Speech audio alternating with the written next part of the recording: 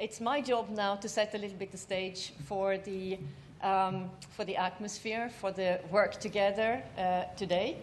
This is a community that we think is one of the most exciting communities we are working with. It's the seventh annual conference.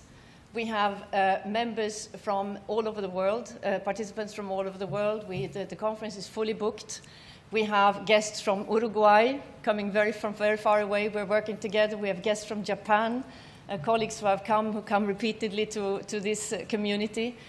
So it's a community that really exchanges across the world. We think we have moved over the last couple of years from more discussing theory and models and how this could be done and should be done in practice to really seeing what is being done in practice in the different member states and countries who are doing important work in this context. So that's why we think every year by year, we see more concrete exchange. The community, the exchange, the networking becomes more and more important because you're all making progress in your member states and in your countries. So this is why every year we see this growing, and we're very excited to see what happens today. You will have a lot of important input from panelists and speakers, but most of it really comes from you and from your networking. So do enjoy the day. But before that, a little bit of a hook then for what is coming during the day. Why is this so important? Most of us are here from public sector. The European Commission is a public administration, just like most of your organizations. So public sector makes up for about 25% of the employment in the European Union and contributes by 50% to the GDP of the Union. This is why it's so important what we do with our organizations and how we offer services. And the citizens and organizations and stakeholders expect very high quality public services that they really have at their fingertips, which is the changing modalities of delivering services. And especially the younger people under 30s, they don't know anything else. If we can't deliver that, then we're out of business. So it's as simple as that. And citizens also very much enjoy the new opportunities that this new type of living, the new culture offers.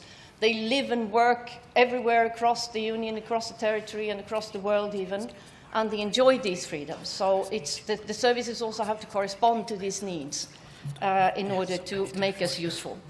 That means that we have to be much more efficient, modern, we have to be resilient to change, and we need to be able to change ourselves. And we need to be transparent and trusted in order to offer the services, the type of services that are needed now. And what we, as a public administration, the Commission, the European Commission, we're doing this for ourselves, but we also think that we have some initiatives that help. And what you're participating in today is one of them. So we have our main instruments where we try to help are the ISA² Programme, of course, the European Interoperability Framework, which has been co-created, and the CEF, the Connecting Europe Facilities, where we have very important building blocks and digital services on offer. So if I start just with a few words about the ISA program, I'm probably preaching to the converted, but the ISA program, and you know all about it, but we are working in that program on the interoperability landscape in Europe and beyond now as well. We have over 20 concrete solutions that have been taken forward under ISA, and these are all, as you know, available on JoinUp, our platform, which is also a federation of solutions from all participating countries and member states. So we have, this is a federation of more than 34 other repositories, so this is a rich source of information and assets and solutions. Just a few examples of what we have on JoinUp for the moment. We have the new European Interoperability Framework. I cannot resist talking about that first because we're quite proud of that, as it's been an important co-creation across, with all experts across member states. We adopted it on the 23rd of March, and we think it's becoming much more concrete than in the past. But Natalia will talk a little bit more about that as well. We have the European Interoperability Reference Architecture, EIRA, which defines the most important architectural building blocks for interoperable digital services. We have the Sharing and Reuse Framework for IT Solutions, a toolbox to make digital services talk to each other and therefore reusable and shareable, which will make for great gains in going forward. We have S-Testa, the secure network that serves applications such as Visa and the Schengen information systems, and many, many others.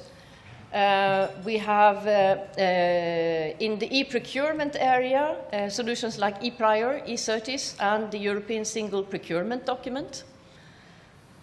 And we have solutions for semantic interoperability and data, which you will hear more about during the day in this conference. So let's get back to the main theme of today's conference. It's about data. Globally, we know that data flows generate more economic value than trade of goods. This comes from a McKinsey report from 2016. So it's all about data now, and we see that all over when we talk about digital services and business as well, competitiveness. Data is the centerpiece of our actions in the ISA program and also in many of the government's action plans. And most of the Commission's initiatives to support the digitization of public administrations have a very powerful data element. So some of the data actions that are important for the moment that we have picked up on are the, in the ISA² action on semantic interoperability, which I just mentioned as well. We have specifications. We have helped create specifications for open data, which is an important aspect of having data accessible. We talk about base registries, which are the repositories of master data related to, for example, citizens, businesses, or cadastral information. We have service catalog actions that try to make metadata about public services available in machine-readable formats, to make it easier for citizens to find these services, and also combine this with, of course, widely used search tools, search engines. Geospatial information is becoming more and more crucial for logistics. For example, when you deal with natural disasters, we have many actions on that as well across Europe. Standardized reporting, also using data in the most efficient way possible, for example, in the financial sector. This eases the burden on private companies that need to use data, to deal with data, and use it for their activities. And it also supports the use of data in policy making. For example, common infrastructures, data specifications, visualization techniques facilitate very much data analytics of big data, including data from the statistical offices of member states and the European Union. This can help us a lot in our work going forward, and we're doing a lot of actions on that inside for the Commission as well, on using our data to the most, to the best benefit of our activities and policy making. So, since data is everywhere, we need to manage it properly. This is if it's not accessible, has a common meaning, and is of high quality, it's less usable. So, what do we need to get there? We need good governance. That means clear responsibilities and clear rules.